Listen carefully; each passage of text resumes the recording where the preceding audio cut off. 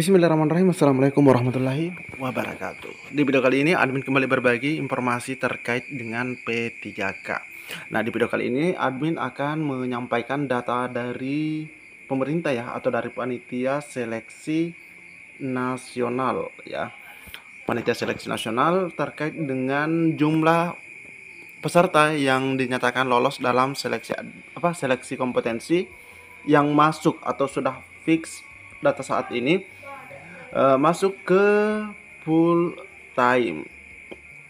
Jadi silahkan disimak videonya dengan baik, jangan di skip agar tidak salah dalam memahami informasi yang admin sampaikan. Jika ada salah-salah berisik, abaikan saja.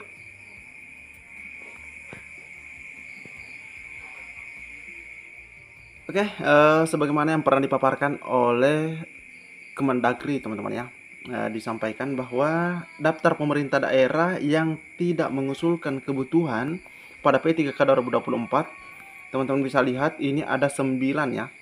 Ada 9 instansi. Dari 9 instansi ini kita bisa lihat terkait dengan jumlah. Nah, ini jumlah non ASN-nya ya. Oke, kita lihat jumlah non ASN-nya ada 9.542 totalnya. Nah, dari 9 ini ada 3 daerah otonomi baru. Jadi di sini sudah jelas sekali bahwa ada 9.542 honorer yang sudah bisa dipastikan entah bagaimana ke depannya, karena mereka pastinya tidak bisa mendaftar. Nah, selanjutnya di sini kita lihat juga ada data yang telah dikeluarkan juga teman-teman ya. Pemerintah daerah yang sedang mengusulkan kebutuhan P3K namun telah melakukan konfirmasi untuk membuka seleksi P3K 2024 di tahap 2. Jadi mereka bukanya atau ikut di tahap 2. Contoh kita lihat di pemerintah Provinsi Gorontalo ada 2.664 non ASN-nya, dan itu semuanya diikutkan di tahap 2. Ada Kabupaten Bangka 3.108 dan Kabupaten Goa 4.519.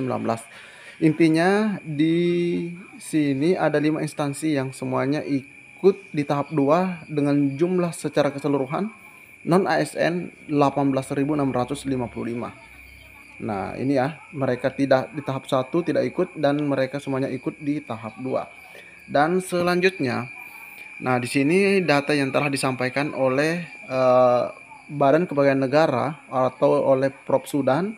Ini disampaikan data per 7 Januari ya. Data per 7 Januari potensi keterisian formasi P3K pun waktu. Jadi jelas ya, yang masuk P3K pun waktu, teman-teman bisa lihat total formasi dari P3K guru, teknis dan kesehatan. Teman-teman bisa lihat di sini totalnya adalah 1.006.000 sekian. Nah, dari formasi yang tersedia yang melakukan submit atau menyelesaikan pendaftaran ada 1.396.000 sekian. Namun di sini teman-teman bisa lihat di bagian potensi.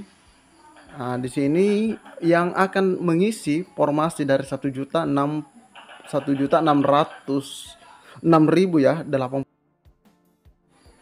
Di sini ada 680.125. Nah, ini yang berpotensi yang akan atau sudah dipastikan masuk ke P3K full time di P3K tahap 1 atau 67,60%. Jadi untuk sementara di tahap 1 kita tunggu untuk tahap 2-nya kira-kira ada berapa, karena total formasi di sini ada 1.006.084. Nah, untuk guru sendiri ada 99.153 yang masuk ke dalam full time. Nah, selanjutnya di mana R2 terus ada honorer TMS dan honorer yang belum daftar P3K tahap 2. Nah, sebagaimana data yang 7 Januari tadi teman-teman ya. Nah, di mana diinformasikan ini kemarin 12 Januari bahwa mereka itu mengetuk istana atau mendatanginya, dan di sini diinformasikan bahwa ada kemajuan. Kira-kira apa kemajuannya, kita coba cek bersama-sama. Peserta kode R2 honorer berstatus TMS pada seleksi administrasi CPNS maupun P3K tahap 1 serta honorer atau non-ASN yang belum bisa mendaftar mengadukan nasibnya ke istana. Mereka meminta istana memperjuangkan nasib honorer K2 menjadi ASN tahap 1. Kami membawa misi perjuangan untuk honorer K2 yang tidak lulus saat seleksi P3K 2024 tahap 1 atau yang telah berkode R2. Karena memang banyak juga yang THK2 ini kalah ranking. Begitu juga dengan honorer yang berstatus tidak memenuhi syarat alias TMS saat pendaftaran P3K tahap 1 dan pendaftaran CPNS. Ini disampaikan langsung oleh koordinator honorer tenaga teknis. Selain itu, lanjut Arfi, mereka menyampaikan aspirasi para honorer yang sampai saat ini belum bisa mendaftar pada P3K 2024 di tahap 2. Padahal ini waktunya tidak lama lagi teman-teman ya. Nah, karena ini akan berakhir pada tanggal 15. Arfi mengungkapkan dalam pertemuan dengan perwakilan Deputi 1 Kantor Staf Presiden Mas Yusuf. Jadi ini bertemu dengan Mas Yusuf pada 10 Januari 2025. Pihaknya didampingi Dewan Pembina Forum Honor K2 yaitu Ibu Nurbaiti. Di mana tim honorer yang diwakili oleh beberapa daerah antara lain ada dari Tangerang, Jakarta, Sumatera Utara, dan Sulawesi Selatan. Adapun poin aspirasinya kita lihat di sini. Pertama, masalah nasib R2 agar bisa dimasukkan pada penyelesaian P3K 2024 tahap 1. Meski harus menjadi paruh waktu, mengingat keterbatasan kuota. Kedua, meminta agar teman-teman yang statusnya TMS tidak lagi mengalami hal sama di P3K tahap 2. Pastinya, karena kalau misalnya ada lagi, nah ini ruwet lagi teman-teman ya. Ketiga, menyampaikan honorer berstatus TMS tidak bisa mendaftar P3K 2024 tahap 2 karena daerahnya tidak mengusulkan formasi alias tidak direkomendasikan. Karena memang yang TMS ini atau yang gagal dalam seleksi administrasi juga, mereka itu harus direkomendasikan oleh instansi. Nah, mengenai permintaan tersebut, nah di sini ada respon dari KSP ya. Pada prinsipnya pemerintah akan menyelesaikan semua honorer yang terdaftar di database BKN. KSP berterima kasih kepada honorer yang menggunakan cara persuasif tidak melakukan demo karena pemerintah pasti menyelesaikan. Nah, di sini kita garis bawahi pasti menyelesaikan.